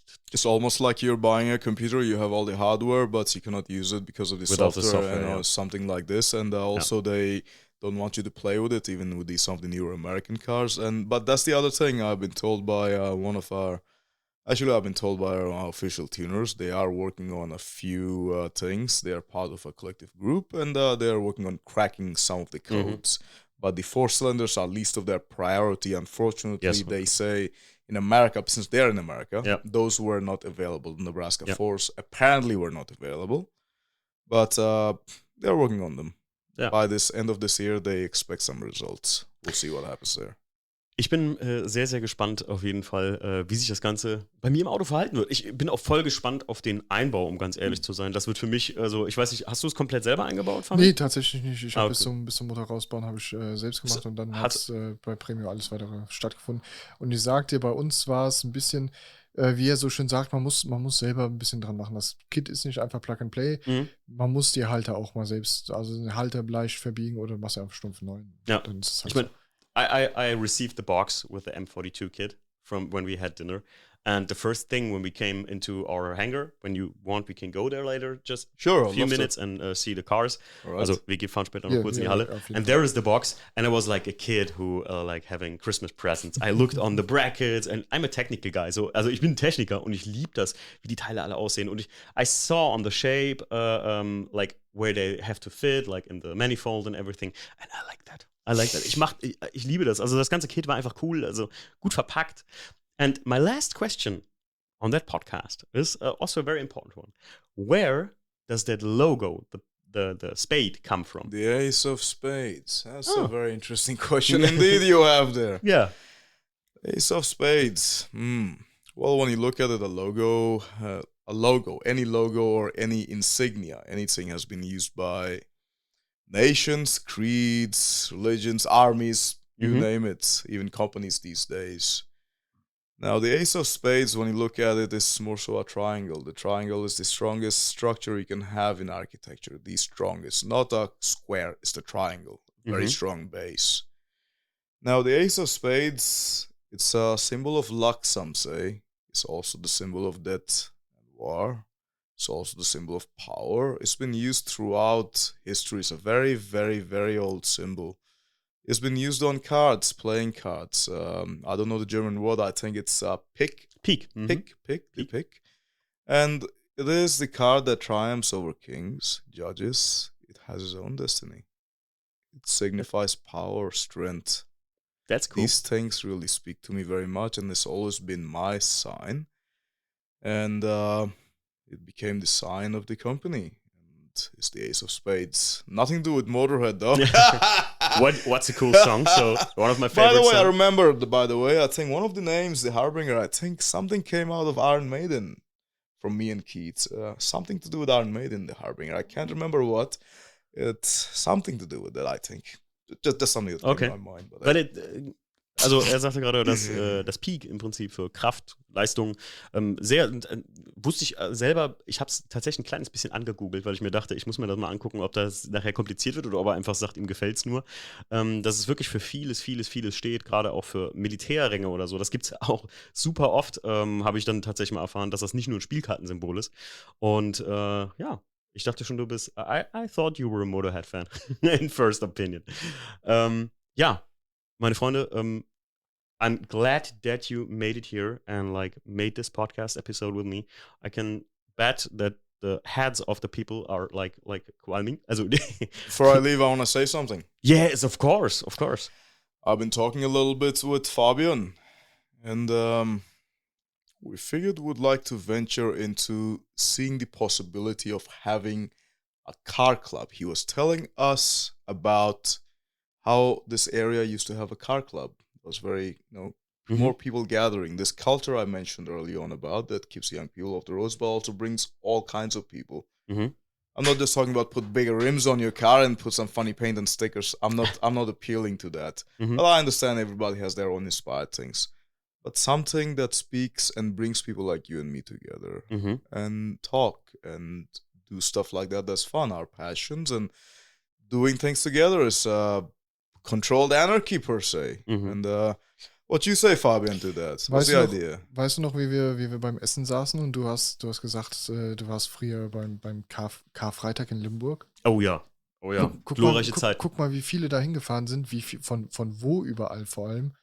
Das ist einfach das komplett kaputt gegangen. Ich meine, heute treffen sich so 5, 6, 7, 8 Autos nochmal abends an diesem ICE-Gebiet. Nicht mehr so populär wie damals.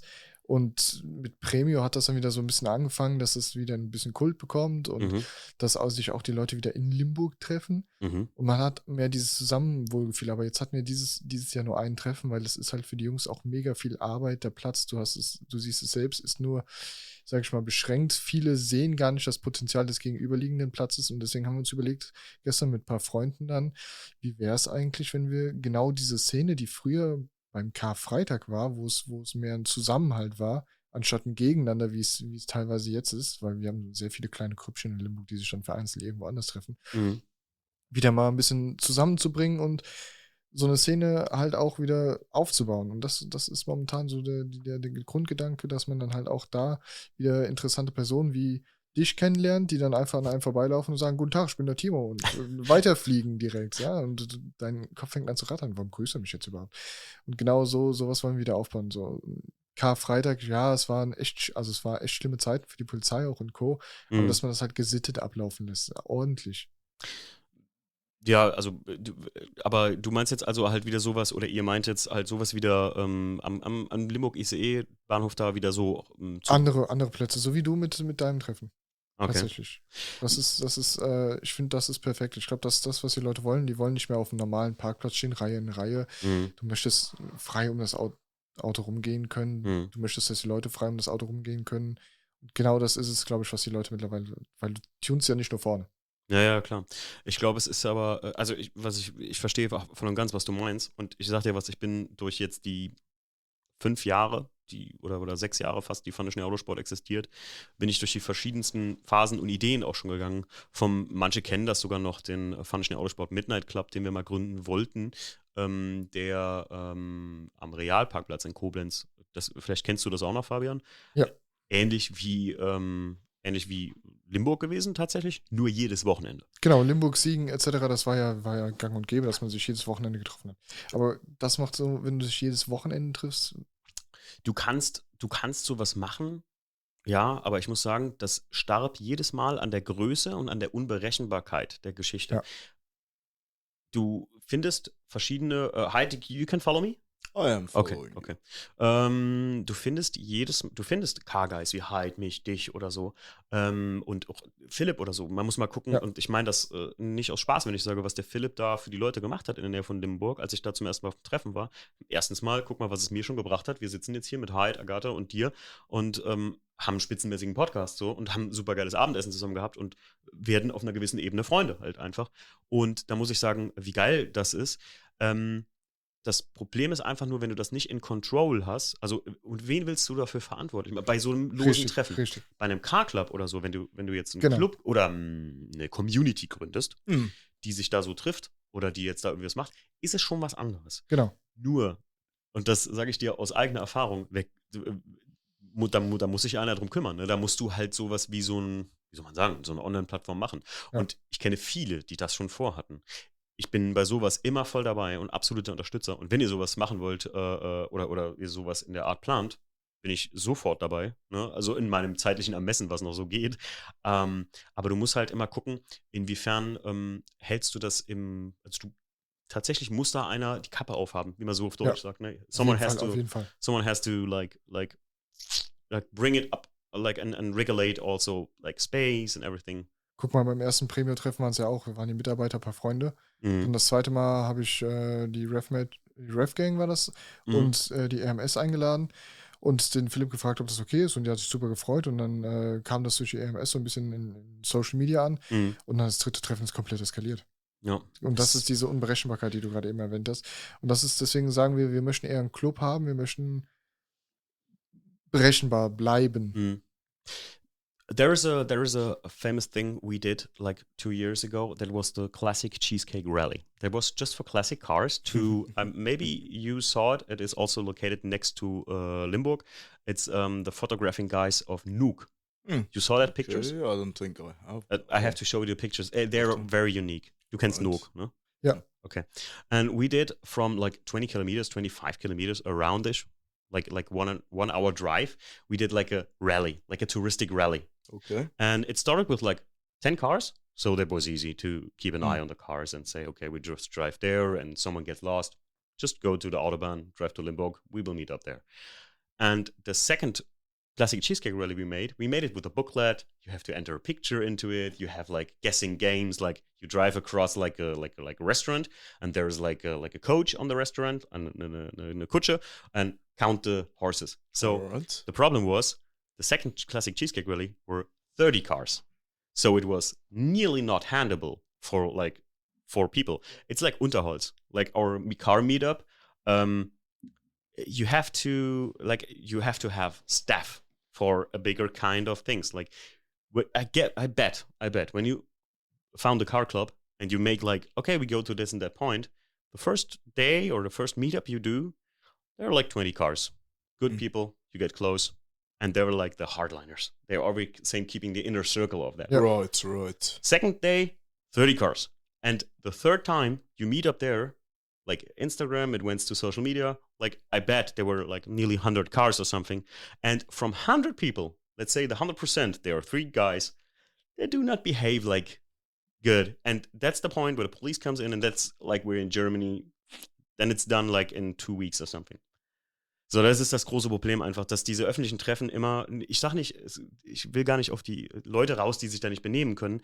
Generell gab es das schon zu oft. Es gab schon zu oft Leute, die sowas versucht haben, wo sich Leute nicht benommen haben, dass es unter Generalverdacht steht.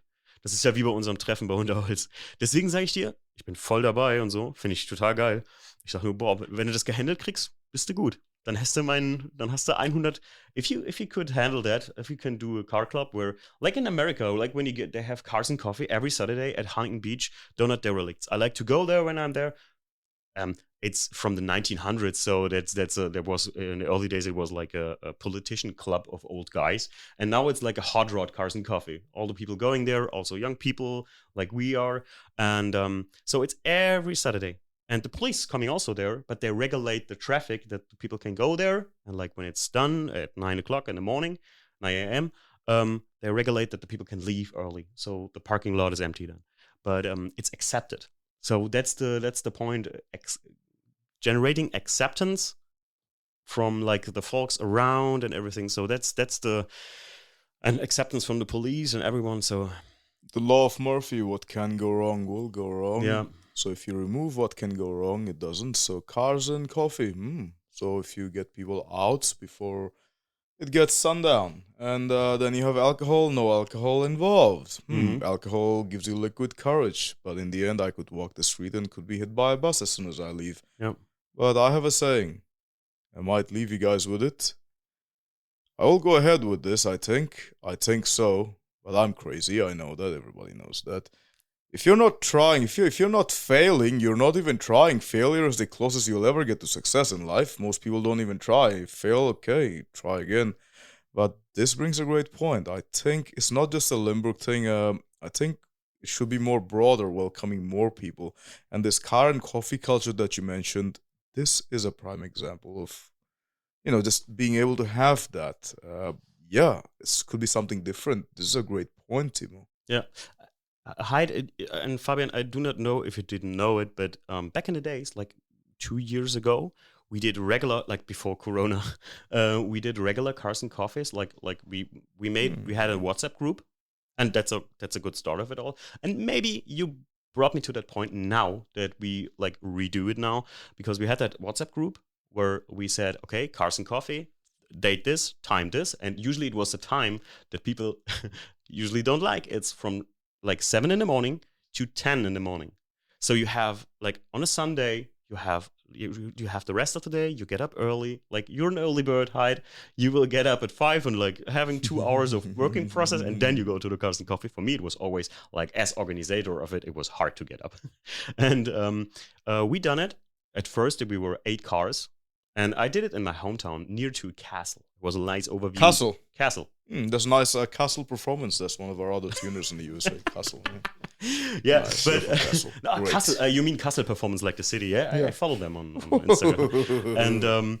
And I think we will bring that back to the Cars and Coffee. Stefan mentioned it to me also. Stefan hat mir das auch schon gesagt. Wir sollten die Cars and Coffees wieder machen, weil das war eigentlich das Geilste, was es gab. Because it was the first time it was 8 cars, then it was 20 cars, and then I think the last thing we did, like before COVID, or it was nearly in the middle of COVID, and we did it with like 50 cars or something, and it was like, and that's the hard the hard base of car guys, because only these guys will get up in the morning for a donut and a coffee and having car talks. Do you like brunch?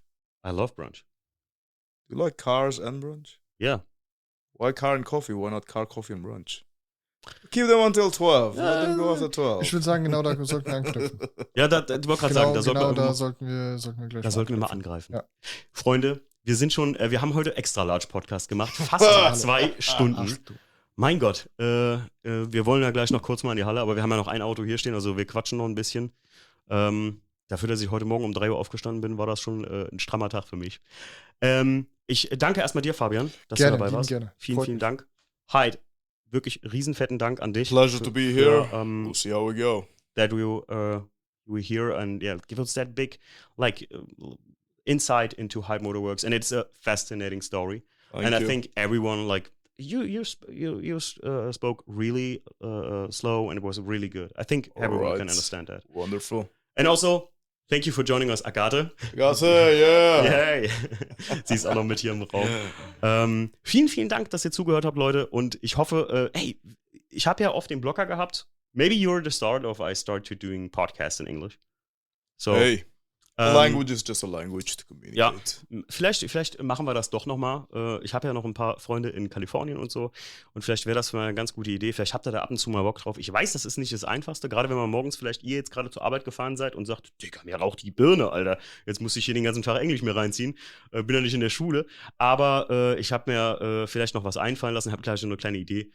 You know that, du kennst das wahrscheinlich hier, Criminal Detectives, kennst du das? Ja, ich sag dir eins dazu, ich hatte Englisch in der Schule, ich war gegen Ende echt nicht gut und mittlerweile durch den Kontakt mit Hyde ist mein Englisch wesentlich besser geworden, also man lernt auch Englisch viel mehr dadurch. Das ist der Punkt. Und was ich dir dazu sagen kann mit deinen Stories, go for it. Ja. Mach's. Also ich wollte gerade sagen, der Punkt ist einfach, das kann ich euch auch sagen, Jackie ist auch jemand, der sich immer schwer tut, aber sobald die eine Woche in den USA ist und wir auch Fernseh gucken, Englisches, dann ist das, als wäre das wirklich, mir wurde schon mal gesagt, und ich weiß, für Leute, die jetzt vielleicht Native English Speaker sind, I sound very American because I a guy from Ireland told me, you speak like you had a potato in your mouth. You extremely sound like California people, like you do that. So, but ist okay. Ich bin ja halt am meisten da, deswegen ist es schwierig, dass irgendwie, man übernimmt halt einen Slang automatisch. Ne? Das ist wie ich früher, Verwandtschaft hatte ich eben der Agathe noch gesagt, in Baden-Württemberg hatte, im Konstanz ganz weit unten, und ich dann nach Hause kam nach 3 Wochen in den Ferien und ich dann hascht, kanscht, machst, itte und so alles gesagt habe. Also ziemlich faszinierend. Sie lacht. Ja. Leute, ich wünsche euch was. Vielen, vielen Dank, dass ihr dabei wart und wir hören uns in der nächsten Episode wieder. Macht's gut. Ciao. Ciao.